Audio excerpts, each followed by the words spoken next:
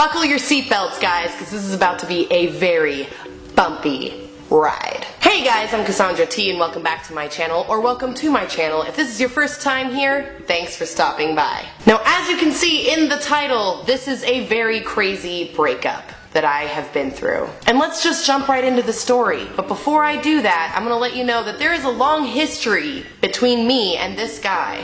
So I am going to condense that history as tiny as I can so that this video doesn't take forever, because who wants to watch a long, boring video with extra details that you don't need? I know I wouldn't want to watch it. So let's dive right into it. This started when I was 16. I met this guy, let's call him Carl. So I met Carl when I was 16, and we really liked each other a lot. Immediately, we got along. We ended up being like the best of friends for about a year. And towards the end of the year of our first friendship, we started to really like each other, like a lot. To paint a picture of what this guy was like, he was very dorky, very sarcastic, and none of my friends thought he was attractive, so therefore that meant I thought he was attractive. So Carl and I, we fell in love. I don't know if he would say the word love back then, but I'm just gonna say it, whatever. We really liked each other a lot. Unfortunately, I had to move, and if you're new to my channel, you don't know this, but I've moved 68 times since I was born. That's correct. 68 times. You heard me. I was moving again, and that really sucked because him and I wanted to date. But when I moved, we kept in contact. We called each other all the time. We texted all the time. And slowly we started to fade in each other's lives a little bit after I moved. When I moved, from like 17 to 20 were like the hardest years of my life, and I've said that previously on this channel a lot. And I don't know how much detail I'm going to give about those rough times, but I will say this because it is kind of pertinent to the story. And I need all of you to take a mental note of this part of the story, okay? Because this is going to apply and come back right at you at the end of the story, okay? So remember this. Carl was my rock through a lot of bad things. And one bad thing that I went through was domestic violence. I did have a boyfriend of mine that I dated when I was like 18 years old that did physically abuse me. I won't go into detail about that, but just know that that's something that I had to deal with, and he helped me through it. So of course, my feelings for him grew even stronger after that, because of course you're gonna like the guy that is there for you and rescues you, right? Well, a couple years later, I then moved back to his town. I was so excited, I pretty much banked on the fact that him and we were dating. That was it. When I come back, we're gonna fall in love, we're gonna date forever. That was gonna be the end of my single life forever. Well, as you can guess, of course I was wrong about that, or else this wouldn't be a breakup story, now would it? But when I came back, he actually liked some other girl, and the other girl that he liked didn't like him back. But I liked him, and he told me he no longer had feelings for me like that. He had feelings for someone else. Don't we all just get lucky in that scenario? So he had feelings for someone else. It sucked. I was really upset. I ended up dating some other guy instead of Carl because I wanted to get over Carl, because I wanted him and I to stay friends, but I didn't want to hate him, so I ended up dating some other guy that really liked me. I actually really liked the guy, but not nearly as much as I liked Carl. After a while, I ended up breaking up with the other guy because I just didn't feel right that I was dating someone else to get over Carl not liking me. That didn't seem right to me. Fast forward to about a week after my ex and I broke up, I went to the doctor because I was having a lot of pain in this area. I am not a doctor, so like stomachy, waisty area, that. So I had a lot of pain right here, and I came to find out when I went to the doctor that I had symptoms of ovarian cancer. That was really terrifying to me because my brain went immediately from, no, you don't have just symptoms, you have it. I convinced myself that that meant I had it. I called Carl and I told him everything. I was crying, frantically losing my fucking shit because I just got the word cancer thrown in my face. And he picks me up from my friend's house and we talk all night long, and then towards the end of our conversation, he says to me, you know what? We should be dating.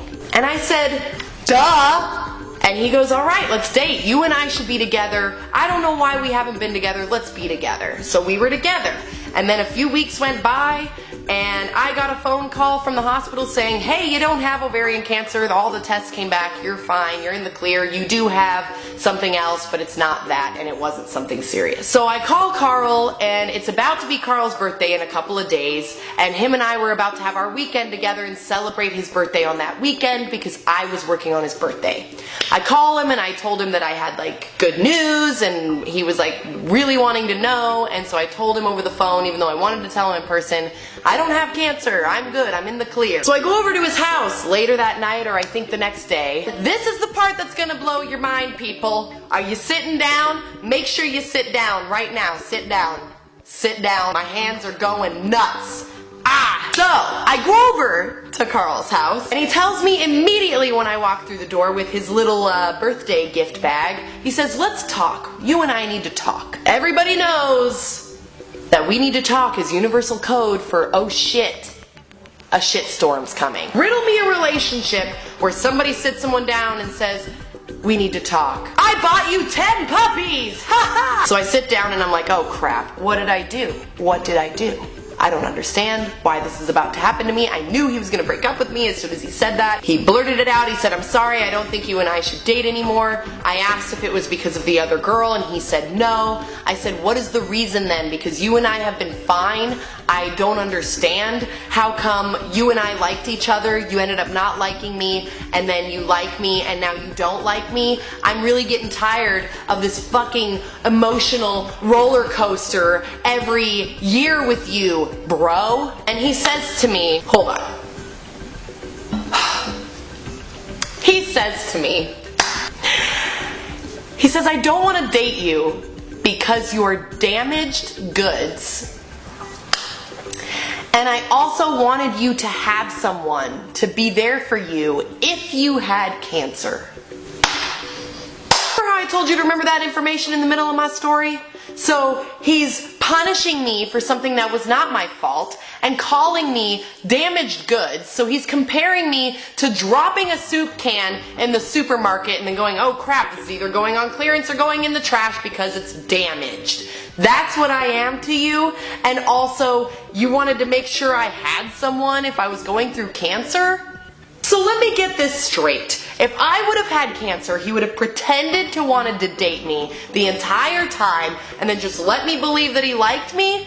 No! That is the most fucked up version of A Walk to Remember I have ever heard. He actually liked Mandy Moore in that movie, if you've seen it. I can't even express to you guys how disgusting that is. Think about that. He used my feelings and just tossed me aside when I found out medically I was okay. I freaked the fuck out on him, and I threw his birthday gift at his feet, stormed out the door, and just lost my shit in my car. I was absolutely devastated. I could not believe this happened to me. I just went through my worst week in hell thinking that I might have had cancer, and now this asshole dumps me right away? Okay, bye, Abby. Even Abby doesn't want to be a part of this story. I could say so many more things, but I'm not going to. I'm going to leave it at that. You can make up your own minds about what you think. Please, in the comments below, tell me what you think about this breakup, and also let me know if you've had crazy breakups. I would love to hear those in the comments, and I genuinely do love it when you guys leave me your own stories in the comments. I love story times. That's why I do them on YouTube. That's why I watch all story times on YouTube. I watch so many story times. I love story times. So go ahead and put in the comments below any crazy breakup stories that you guys have, or even links to your own crazy breakup stories, and I might watch those. Also, make sure that you follow me on my Snapchat because I tell a lot of crazy weird stories on there, and I get weird a lot. And if you are subscribed to this channel, you obviously like weird because I'm weird. And last but not least, there's my pillow. I don't have my pillow. I lost it. Well, dang it. Now I just gotta put this up here. Here, I guess subscribe because I don't know where I put my pillow. Dang it. I make videos every single Tuesday, so I will see you guys next Tuesday.